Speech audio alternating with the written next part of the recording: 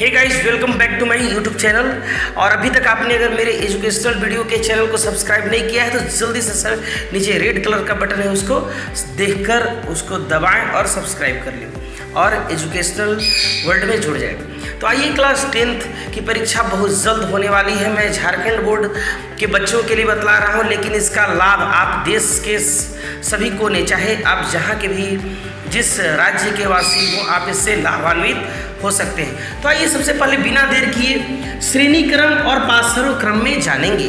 जो आज हम घरों में व्यवस्था यूज करते हैं वह श्रेणी क्रम में नहीं यूज करते हैं। क्यों भाई, क्या खामी है, क्या उसमें दोष है? तो श्रेणी क्रम देखिए क्या होता है। जल्दी से बिना देर किए मुझे श्रेणी क्रम का मतलब है, यह तो हम जानते हैं कि यह प्रतिरोध का चिन्ह है। यह देखिए प्रतिरोध, यह क्या चीज़ है? रेजिस्टेंस। ये मान के चलिए R1 है, ये R2 है, ये R3 है। तो प्रतिरोध एक के बाद एक। आप खुद सोचिए कि हम पोल से घर में एक कनेक्शन लाए, वहाँ पर एक बल्ब लगाए, उसी बल्ब से उससे वायर खींचकर एक अगला बल्ब मिलेगा, फिर अगला, ऐसे 20-25 बल्ब अगर ले जाएं तो अंत वाला का परफॉर्मेंस 0 हो जाएगा, वो अच्छा से काम नहीं करेगा। तो इसलिए घर में हम लोग जनरली पासरों क्रम ये वाली व्यवस्था रखते हैं। कैसे भाई? चाहे एक बोर्ड लगा लेते हैं और उसके बाद बोर्ड से जहाँ भी हमको ले जाना हो हम ले जाते हैं। ये मेरा पासरों क्रम व्यवस्था हुआ।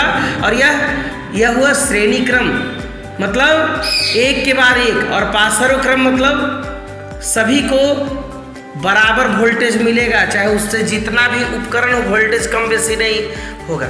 इसीलिए आपसे कभी पूछेगा कि घर में कौन इस्तेमाल करते हैं, ये वाला कि ये वाला, तो ये वाला इस्तेमाल करते हैं। क्यों? इसका प्रतिरोध सबसे कम होता है और इसका प्रतिरोध बहुत अधिक होता है। इसलिए हम घरों में जो विद्युत व्यवस्था होती है उसमें हम पासरों क्रम का यूज करते हैं। चलिए, आज हम एक फार्मूला को प्रूफ करने का प्रयास करते हैं, फार्मूला एक लाने का प्रयास करते हैं। क्या लाने का? अगर हम 2 या 3 या 4 या जितने भी प्रतिरोधक हैं उनको सीरीज में, सीरीज समझ रहे हैं ना, पैरेलल नहीं, सीरीज श्रेणी क्रम में एक के बाद एक जोड़ दें तो क्या होगा? चलिए, एक हम परिपथ बनाते हैं। ये मान के चलिए कि ये वायर है मेरा, वायर के बीच 3 प्रतिरोध जोड़ दिए। प्रतिरोध का मतलब रेजिस्टेंस, कोई भी, यहाँ 3 बल्ब भी मान सकते हैं, R1, ये R2, R3। ये मान लीजिए कि A मेरा वायर है और ये मेरा B वायर है। अब इस वायर के सिरा के बीच 3 प्रतिरोधक मान लिए। ये देखिए, ये मेरा क्या चीज़ है? सेल है, सेलों का संयोजन यानी बैटरी। अब यहाँ पर एक क्या चीज़ है? प्लग है, कुंजी है।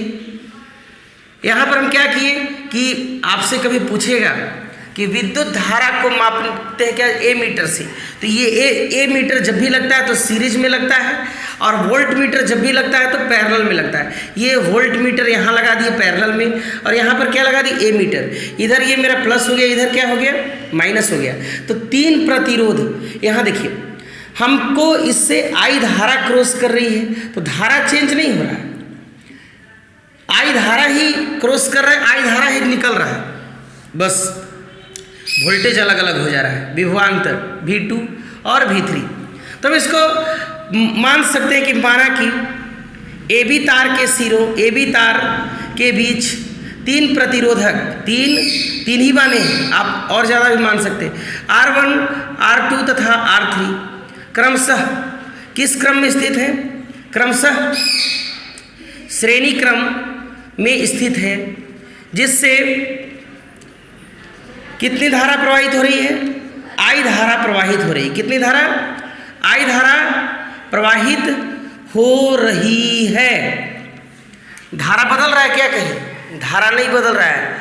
वोल्टेज जो है मेरा विभवांतर भी था, लेकिन ये पहले उपकरण के पास V1 है, दूसरा के पास अलग वोल्टेज है, तीसरा के पास अलग वोल्टेज, क्योंकि हम एक के बाद एक खोपे हैं। समझ में आ गया? यानी V ही मेरा जो है कन्वर्ट हो गया V1 में, V2 में और V3 में। तो अगर हम इसको सिद्ध करना चाहें, आसानी से निकालना चाहें, कैसे निकालेंगे?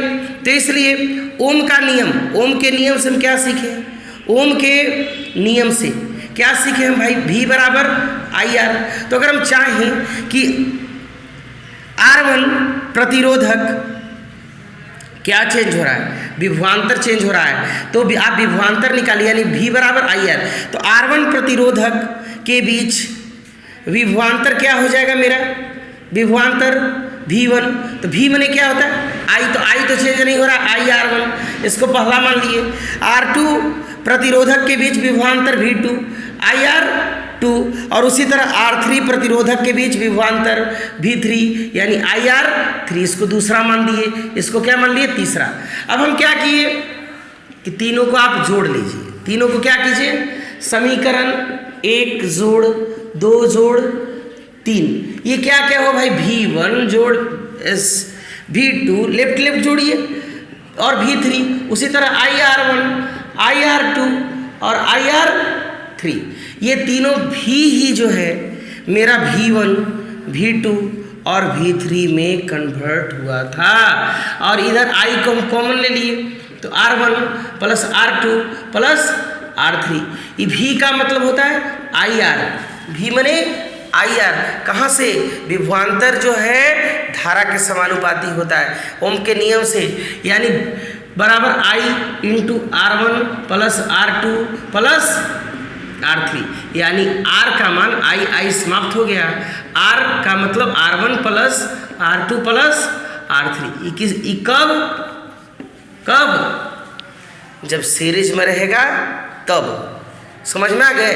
तो अगर मान के चलिए कि 5 ओम 6 ओम और 4 ओम का 3 गो प्रतिरोधक है, तीनों को हम सीरीज में जोड़ दिए हैं, तो प्रतिरोध कितना हो जाएगा भाई, तो R1 हो गया मेरा 5 ओम, R2 हो गया मेरा 6 ओम, R3 हो गया मेरा 4 ओम, यानी सीरीज में टोटल प्रतिरोध कितना हो गया, तो R बराबर हो गया 5 जोड़ 6 जोड़ 4, 5 6 11 4 15 ओम, ये हो गया कुल प्रतिरोध, बहुत अधिक हो गया। इसी को हम कब जोड़ेंगे, पैरेलल में जोड़ के आपको दिखलाएंगे, कब, अगला वीडियो मेरा आएगा तब, तो उसके लिए आप चैनल को सब्सक्राइब कर लीजिए, और अगर आपको पढ़ाई लिखाई से मतलब है तो हमारा जो ये चैनल है यूट्यूब, उस पर स्वागत है, और अगर मतलब नहीं है तो देख रहे हैं तब भी कोई बात नहीं, लेकिन प्लीज़ थोड़ा सा देखकर सीखिएगा, अपने बच्चों को भी दिखाइएगा, एजुकेशन का विकास कीजिए। आज अगर एजुकेशन नहीं होता तो क्या कोरोना का टीका इतना जल्द भारत जैसे विकासशील देश में आ जाता, नहीं आता। क्यों आया, बड़े बड़े विकसित देश रो रहे हैं टीका के लिए।